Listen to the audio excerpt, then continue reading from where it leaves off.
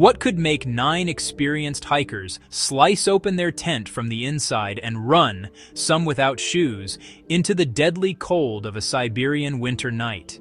This question has echoed for more than 60 years. It is a question born from a tragedy that unfolded in the remote northern Ural Mountains of the Soviet Union in early 1959. A group of young, strong, and capable adventurers went on a challenging expedition. They never returned. Their story has become one of the most enduring and unsettling mysteries of the 20th century, a puzzle where every piece of evidence seems to create more questions than it answers. The silence of the mountain holds the truth, but it does not speak. The journey was meant to be a triumph.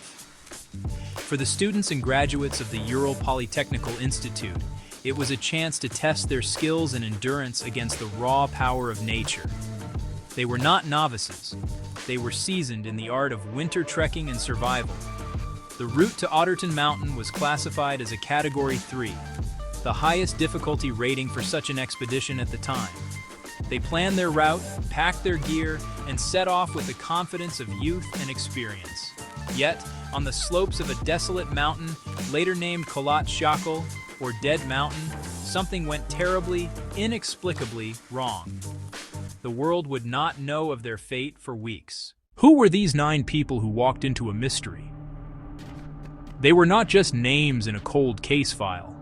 They were vibrant young individuals full of ambition and a love for the outdoors. The group's leader was Igor Dyatlov, a 23-year-old engineering student, for whom the pass would eventually be named. He was a skilled and respected leader, known for his careful planning. Zinaida Kolmogorova, Lyudmila Dubinina, Alexander Kolovatov, Rustem Slobodin, Yuri Krivonishenko, Yuri Doroshenko, Nicholas Thibaut Brignolel, Semyon Zolotaryov, the oldest at 38, was a last-minute addition, a professional guide, and World War II veteran. They were a team, bound by a shared passion for adventure and the stark beauty of the winter landscape. Their plan was ambitious but meticulously organized. They intended to travel by train, by truck, and finally on skis for over 300 kilometers through the unforgiving terrain of the northern Urals. The ultimate goal was to ascend Otterton Mountain, a formidable peak whose name, in the local Mansi language, means "don't go there." They departed from the city of Sverdlovsk, now Yekaterinburg, on January 23, 1959. The early days of their journey were documented in journals and photographs they carried with them. These records show a group in high spirits, laughing, working together, and facing the challenges of the trek with determination. There was no hint of the dread that was to come. Their writings were filled with the simple joys and hardships of a life on the trail. The timeline of their journey is pieced together from these recovered diaries and rolls of film. On January 27th, they reached the last inhabited settlement, a village called Vijay.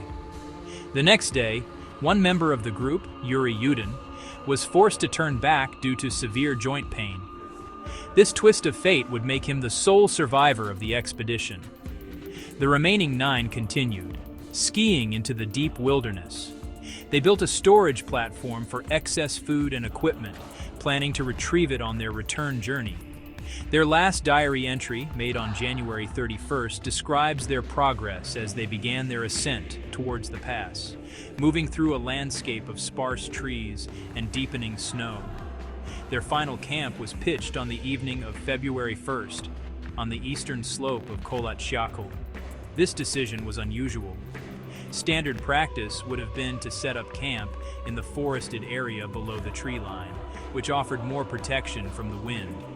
Instead, they camped on the exposed mountainside, about 1.5 kilometers from the relative safety of the woods. Why they chose this spot remains a point of contention among investigators. The weather had worsened, with high winds and falling snow. It was on this barren, wind-swept slope, under the cloak of a brutal winter night, that their well-laid plans and their lives came to a sudden and violent end. The final chapter of their journey would be written not in their own words, but in the silent evidence left behind in the snow. Well, Their preparations make the outcome all the more baffling. When the hikers failed to send a telegram by their scheduled return date of February 12th, their families began to worry. At first, delays were considered normal for such a difficult trek, but as days turned into a week, the silence became ominous. On February 20th, a full-scale search and rescue operation was launched. Civilian volunteers, the army, aircraft. For 6 days, they scoured the vast, empty landscape. On February 26th, a search pilot spotted something on the slope of Kholat Syakhl, a collapsed and partially snow-covered tent. A ground team was dispatched immediately, and what they found was the first scene in a deeply disturbing play.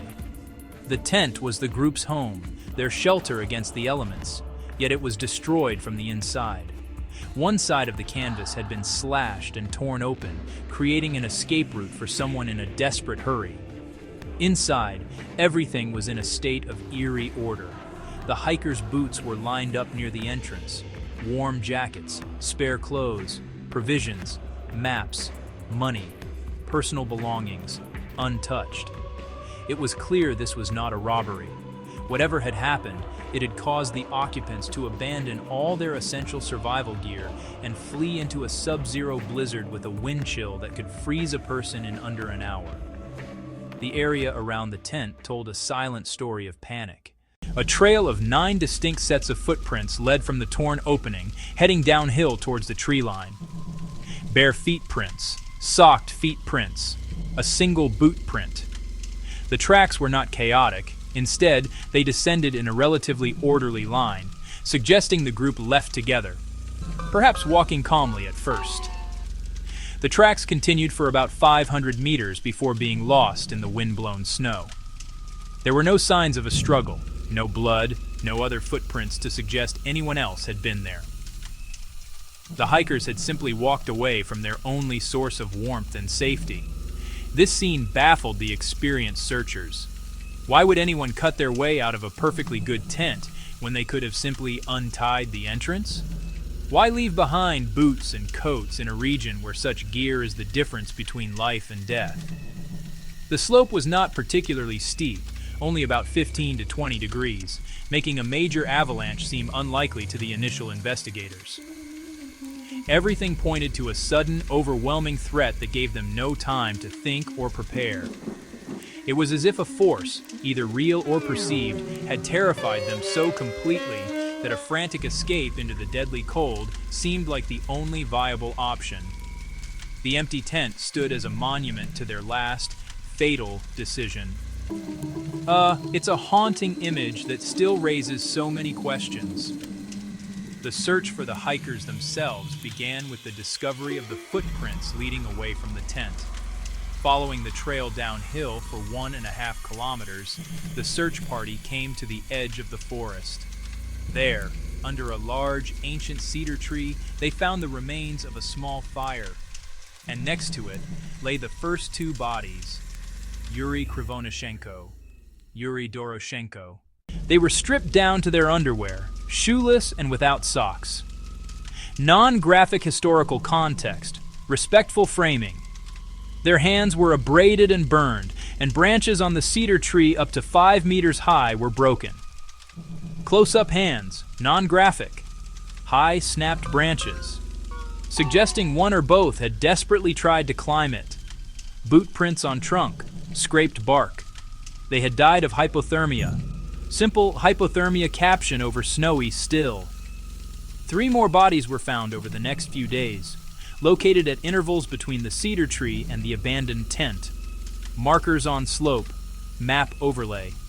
Igor Dyatlov was found 300 meters from the cedar, lying on his back, face towards the camp, one hand clutching a small birch branch. Zenaida Kolmogorova was found 630 meters from the cedar, appearing to have been crawling back towards the tent when she succumbed. Archival portraits, tastefully staged terrain cutaways. Rustem Slobodin was discovered nearby with a minor fracture in his skull. Forensic, non-graphic, X-ray illustration. The official cause of death was listed as hypothermia. Coroner report stamp. The position suggested a desperate, failed attempt to return to shelter. Snowy slope. Faint crawl marks. The search for the remaining 4 hikers dragged on for 2 more months. As the spring thaw melted the deep winter snow, their bodies were finally located on May 4th, buried under 4 meters of snow in a ravine about 75 meters from the cedar tree.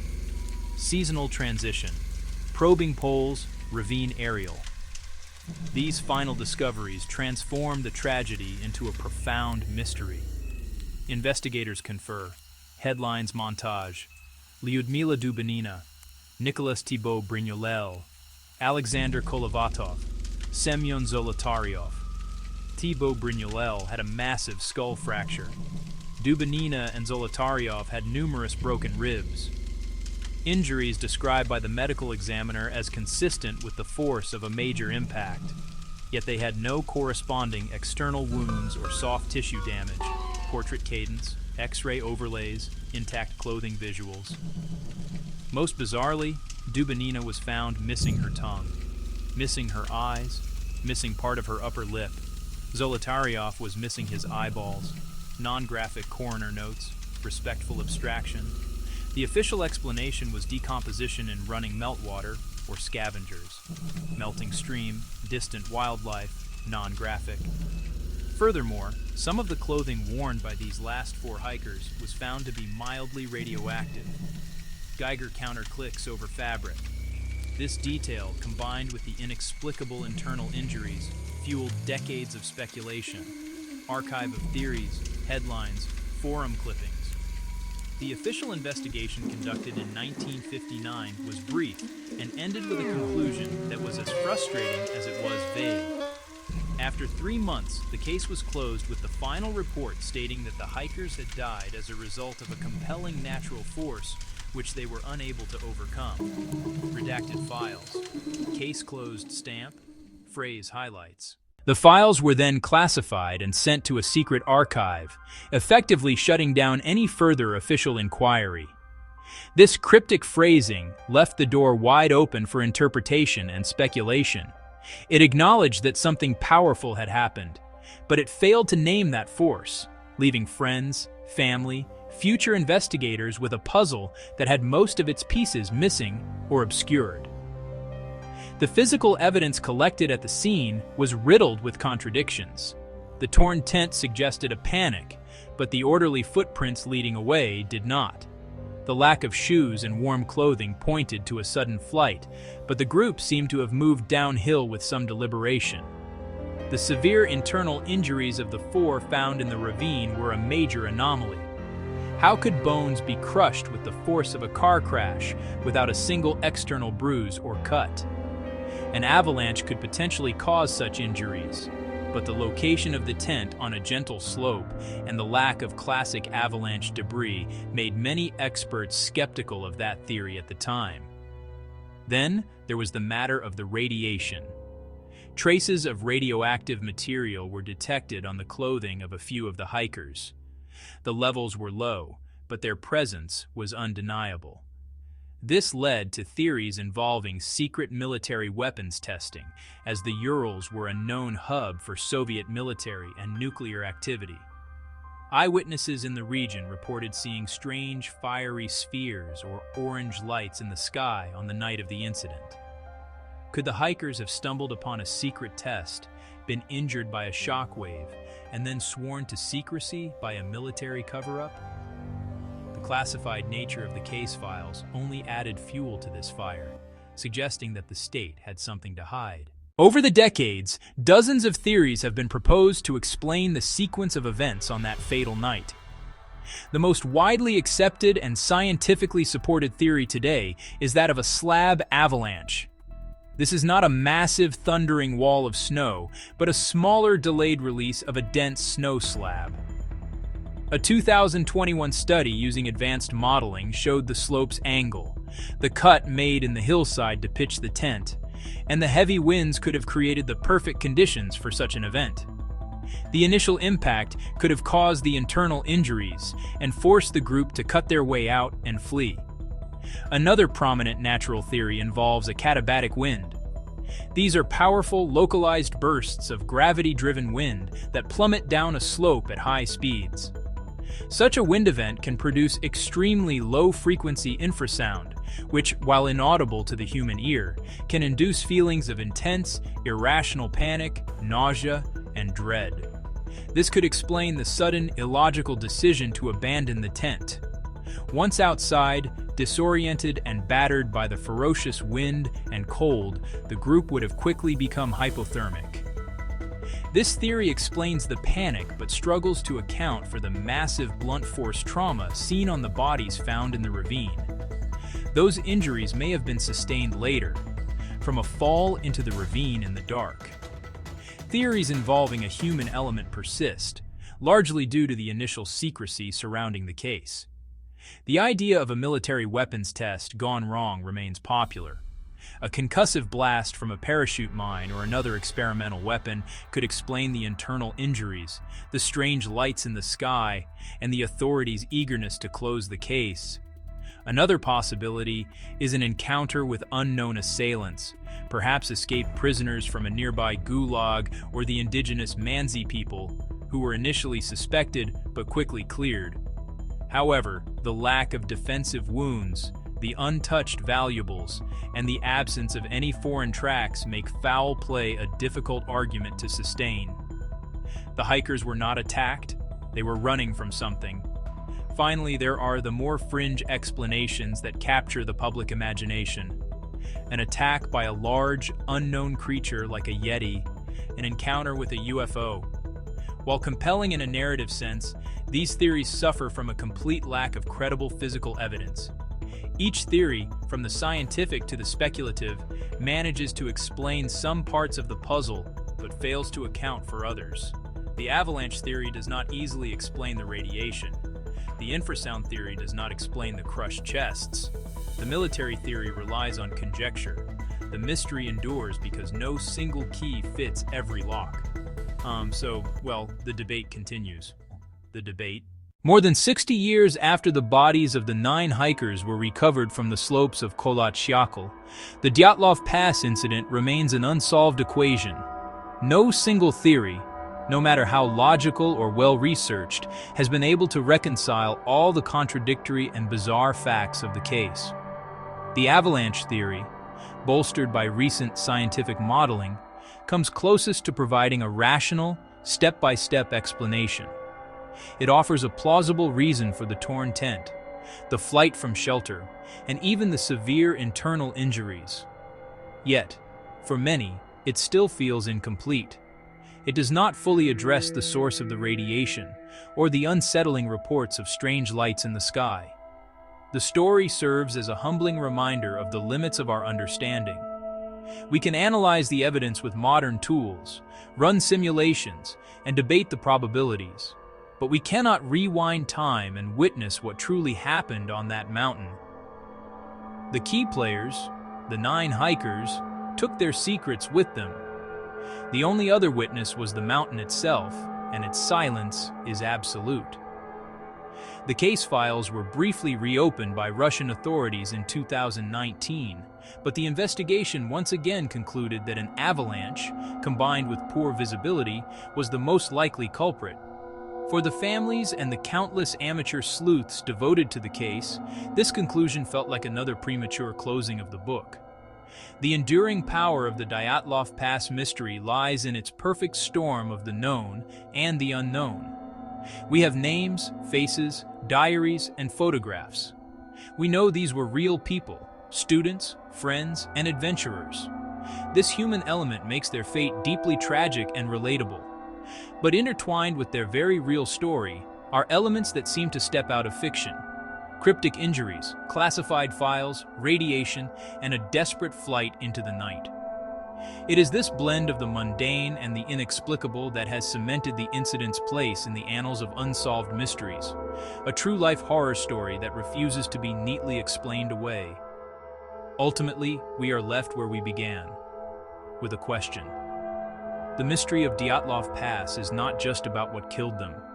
It is about the nature of fear, the fragility of life in the face of overwhelming force, and the compelling human need to find answers, even when none are forthcoming. The evidence is frozen in time, a collection of cold facts from a cold place. Perhaps one day, a lost piece of evidence will surface, or a new scientific insight will provide the final, definitive answer. Until then, the story of the 9 hikers remains open. It invites us to look at the photos, read the theories, and wonder. What really happened on Dead Mountain? Well, the question still hangs. Yeah, the silence of that place really is chilling.